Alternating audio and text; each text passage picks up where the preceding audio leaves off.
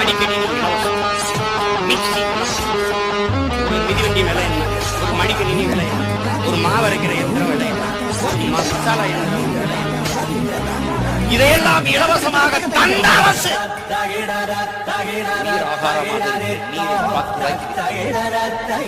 இலவசமாக தந்த அரசு